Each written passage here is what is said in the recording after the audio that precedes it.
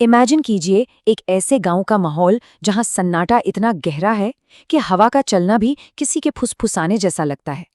आज हम जिस लोक कथा की गहराई में उतरने वाले हैं ना, वो पीढ़ियों से लोगों की रातों की नींद उड़ाती आ रही है। क्या आपने कभी इस बात पर विचार किया है कि जिस पुराने कुएं का पानी पूरा का पूरा गांव पीता हो, अगर उसी की गहराई में कोई अंधेरे में सिसक रहा हो तो क्या होगा? आज हम सती आसरा की उस खौफनाक कहानी को समझेंगे, जिसे गांव वाले कोई देवी नहीं मानते बल्कि एक दहकता हुआ बतला मानते हैं। यकीन मानिए, यहाँ ये लाल घूंघट सिर्फ कोई कपड़े का टुकड़ा नहीं है, बल्कि बेहद खूनी इतिहास का प्रतीक है। जरा सोचकर देखिए, जो जल हमें जीवन देता है वही अगर अचानक जान का प्यासा हो जाए तो? ये सवाल कोई कोरी कल्पना नहीं है, बल्कि उस खौफ की असल बुनियाद है जिसने एक हंसते खेलते गांव को रातों रात शमशान में बदल दिया। कुएं से पानी की बूंदों के टपकने की जगह जब खौफनाक चीखें सुनाई देने लगे तो ये एकदम स्पष्ट हो जाता है कि कुएं की उस अथाह गहराई में कुछ बहुत ही भयानक जाग चुका है। तो चलिए देखते हैं कि आखिर इस खूनी राज की शुरुआत कैसे हुई। ये बात है एक रात की। घड़ी में रात के ठीक 2 बज रहे थे। गांव का ही एक आदमी था, समीर, जो अपने घर की तरफ बहुत तेजी से कदम बढ़ा रहा था। उसके माथे पर पसीने की बूंदें थीं और इसका एक कारण था। गांव में एक अलिखित नियम था कि सूरज ढलने के बाद उस पुराने कुएं के पास भूल कर भी मत जाना। अब समीर ठहरा इन बातों को अंधविश्वास मानने वाला इंसान, लेकिन जैसे जैसे वो उस कुएं के करीब पहुंचा ना, वहां की हवा अचानक से एकदम बर्फीली हो गई। और तभी उस घने सन्नाटे को चीरती हुई एक आवाज आई। छन छन छन, एक पायल की आवाज। समीर के पैर वहीं जमीन पर ऐसे जम गए जैसे पत्थर के हों।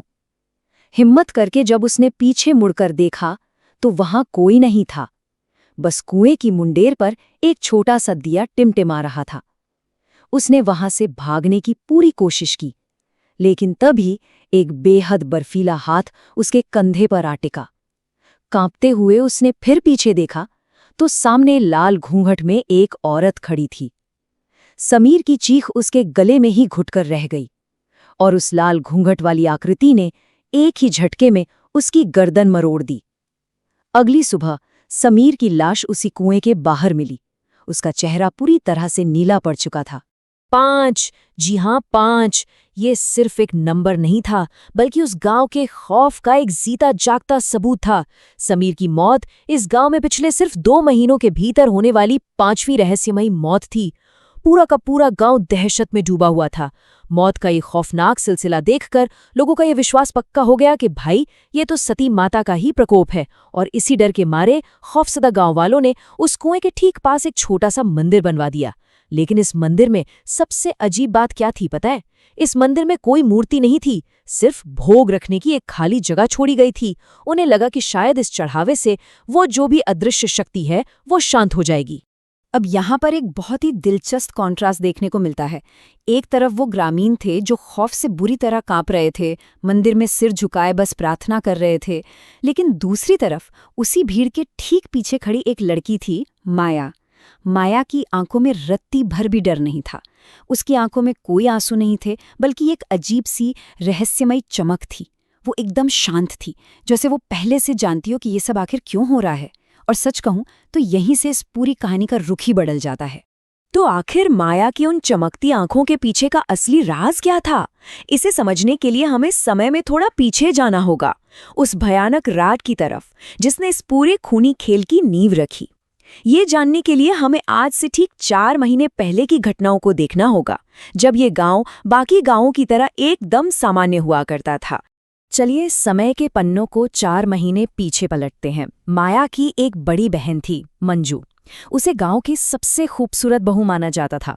लेकिन ये त्रासदी तब शुरू हुई जब मंजू के पति की अचानक से एक दिन मौत हो गई। पति की मौत के बाद मंजू के ही सगे देवर मंगल और राजेश, उनकी नीयत खराब हो गई। एक रात दोनों शराब के नशे में पूरी तरह धुत होकर मंजू के कमरे का दरवाजा पीटने लगे। वो उसे अपनी हवस का शिकार बनाना चाहते थे। अपनी इज्जत बचाने के लिए मंजू वहां से किसी तरह भागी और अंततः कोई रास्ता न देख उसने उसी पुराने कुएं में छलांग लगा दी। जब मंजू ने कुएं में छलांग लगाई तो आपको क्या लगता है मंगल और राजेश ने क्या किया? वो वहीं मुंडेर पर खड़े होकर हंस रहे थे। उनका मानना था कि राज हमेशा के लिए दफन हो गया। उन्हें लगा कि चलो अच्छा है, अब उनकी इस दरिंदगी के बारे में इस दुनिया में कोई कभी नहीं जान पाएगा। लेकिन ये उनका सबसे बड़ा भ्रम था, क्योंकि उस अंधेरी रात में मंजू की छोटी बहन माया एक कोने में छिपकर ये सारा खौफनाक मंजर अपनी आंखों से देख रही थी। और उसी पल उसके अंदर एक ऐसी आग जल उठी जो आगे चलकर पूरे गांव को राख करने वाली थी।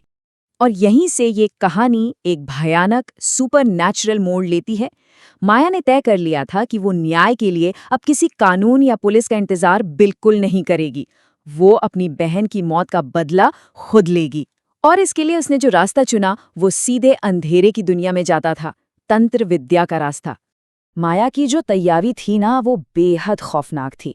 आधी रात का एकदम सन्नाटा, एक नर कंकाल की खोपड़ी, जानवर का खून और एक मुर्गे की बलि। उसने उन वर्जित मंत्रों का उच्चारण शुरू किया जो आत्माओं को वापस इस दुनिया में बुलाते हैं। वो पागलों की तरह चिल्लाई, तुझे जागना होगा बहन, तुझे अपना बदला लेना होगा। और आपको जानकर हैरानी होगी कि माया के उन मंत्रों का असर हुआ। कुएं के अंदर का जो पानी था वो भयानक रूप से उबलने लगा और फिर उसमें से एक साया बाहर निकला।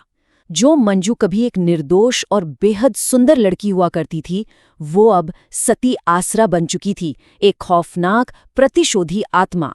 उसका चेहरा पानी में पूरी तरह गल चुका था। उसकी आंखों की पुतलियां सफेद होकर पीछे की तरफ उलट चुकी थीं। ये अब वो मंजू नहीं थी जिसे माया जानती थी, ये साक्षात मौत थी। और माया ने मुस्कुराते हुए उसे सीधा आदेश दिया, जाओ, उन्हें खत्म कर दो। जैसे ही सती आसरा को अपनी बहन से आदेश मिला, पूरे गांव में खौफ का वो तांडव शुरू हुआ जिसने हर किसी की रूह कंपा कर रख दी। बदले की ये आग इतनी तेज और भयानक थी कि उन गुनहगारों को संभलने का एक मौका तक नहीं मिला। न्याय का ये अलौकिक तरीका जितना अचूक था ना, उतना ही बर्बर भी। उस आत्मा ने अपना बदला बेहद खौफनाक तरीके से पूरा किया। इसे ऐसे समझिए, सबसे पहले रात के करीब 3 बजे मंगल के दरवाजे पर दस्तक हुई और मंजू की रूह ने उसका चेहरा मांस सहित बुरी तरह नोच डाला। फिर ठीक 13 दिन बाद राजेश, जो डर के मारे एक जगह छिपा बैठा था, उसकी भी गर्दन मरोड़ दी गई। और अंत में उनकी माँ, जिसने अपने बेटों के इन सारे पापों पर पर्दा डाला था, उसकी लाश भी आंगन में पड़ी मिली। माया का बदला अब पूरी तरह से पूरा हो चुका था। अब माया को लगा कि चलो न्याय हो गया है और अब सब कुछ शांत हो जाएगा। लेकिन यहीं पर उससे सबसे बड़ी भूल हो गई। देखिए, जब रूहें तंत्र विद्या से जगाई जाती है ना, तो उन्हें खून की लत लग जाती है। मंजू की रूह अब सिर्फ अपने गुनहगारों की मौत से संतुष्ट नहीं थी, उसकी खून की प्यास अब बहुत बढ़ चुकी थी। और नतीजा ये हुआ कि अब वो कुएं के पास से गुजरने वाले उन बेगुनाह ग्रामीणों को भी बेरहमी से मारने लगी, जिनका इस पूरी घटना से कोई लेना देना ही नहीं था, ठीक समीर की तरह। जब माया ने अपनी आंखों से देखा कि उसके द्वारा जगाया गया वो शैतान अब निर्दोषों की बलि ले रहा है, तो वो बुरी तरह घबरा गई। उसे अपनी उस भयानक गलती का एहसास हुआ।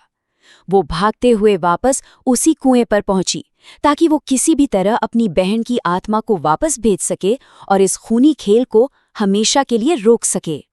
माया कुएं के पास जाकर जोर से चिल्लाई, बहन शांत हो जाओ, तुम्हारा बदला पूरा हो गया है। लेकिन तभी उसके ठीक पीछे पायल की तेज आवाज हुई, छन छन। लाल घूंघट वाली वो खौफनाक औरत उसके बिल्कुल पीछे खड़ी थी। जब उसने अपना घूंघट हटाया तो उसका चेहरा इतना भयानक था कि माया की रूह कांप गई। और तब उस आत्मा ने माया के कान में फुसफुसाते हुए एक बेहद खौफनाक बात कही, मौत के बाद कोई किसी का सगा नहीं होता माया, तुमने मुझे जगाया है, अब तुम्हें ही मेरा भोग बनना होगा। और इसी के साथ उस आत्मा ने अपनी ही सगी बहन माया को भी मौत के घाट उतार दिया। इस खौफनाक घटना के अगले ही दिन दहशत के मारे पूरा का पूरा गांव हमेशा के लिए खाली हो गया। लोग अपनी जान और माल सब कुछ छोड़कर बस वहां से भाग खड़े हुए। आज भी उस वीरान और उजड़े हुए गांव की खामोशी उस खौफनाक सच्चाई को बयां करती है। आज भी उस पुराने कुएं के पास रात के अंधेरे में पायल की वो छन छन सुनाई देती है। कहा जाता है कि जो कोई भी भूल से उस कुएं के पास से गुजरता है, वो कभी वापस लौटकर नहीं आता, क्योंकि सती आसरा की खून की प्यास आज भी बुझी नहीं है। तो इस पूरी कहानी से हमें क्या समझ आता है? यही कि प्रतिशोध के लिए उठाए गए कदम अक्सर इंसान को खुद ही जलाकर राख कर देते हैं। माया ने न्याय के लिए जो अंधेरा दरवाज़ा खोला था ना, वो उसे कभी बंद नहीं कर पाई। और जाते जाते ये कहानी हमें एक आखिरी सवाल सोचने पर मजबूर कर देती है। कुछ दरवाजे खुलने के बाद वाकई कभी बंद नहीं होते इस दुनिया के अनजान कोनों में, और ऐसे कितने खौफनाक राज अंधेरे में छिपे होंगे जो बस किसी के जगाने का इंतजार कर रहे हैं। ये वाकई सोचने वाली बात है। आज की ये कहानी यहीं खत्म होती है। सुरक्षित रहें और हाँ, अंधेरे से जरा सावधान रहें।